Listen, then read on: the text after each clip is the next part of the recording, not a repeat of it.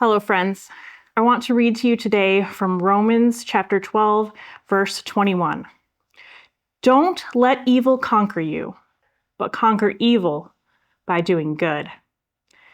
Now, that can sound really broad and far-reaching and may bring to mind the picture of good versus evil. And in my house, it's Jedi versus Sith. So whatever world you relate to, that good versus evil concept is mentioned in the Bible and talked about.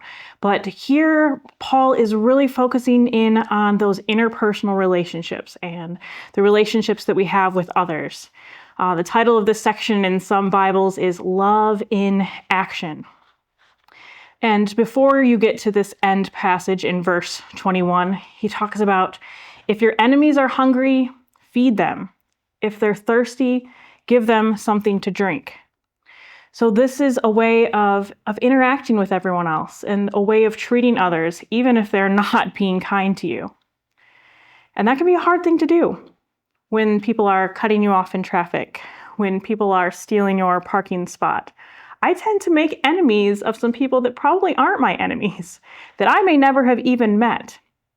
I don't have maybe an army that I'm facing on the daily, but I do have those people in my life that can be annoying and that can get under my skin and irritate me. And these are things that I need to keep in mind as I go through my daily life. But we don't do this on our own. We're not called to do good on our own strength, but it's through Christ. It's through our relationship with Him that we are able to do these things. This is a call to let the fruit of the Spirit be lived out in your life, to treat others with love, with joy, with peace, with patience, with kindness and goodness and faithfulness and gentleness, and biggest of all for me, self-control. This passage brings to mind some words that are attributed to John Wesley that says, do all the good you can, by all the means you can, in all the ways you can, in all the places you can, as long as ever you can.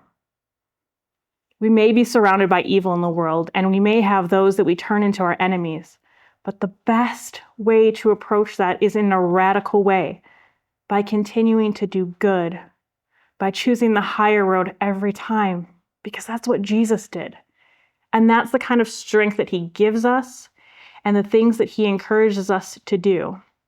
So as you go through your day, as you go through your life and these small things come up, or maybe big things come up, remember the call of Christ to just continue to live in love and in goodness and to support those around you, even those that may be seen as your enemies. So, what if we choose to let Christ work through us by living out the fruit of the Spirit? How will that change our lives? How will that help us to be a light in the darkness? Peace be with you, my friends.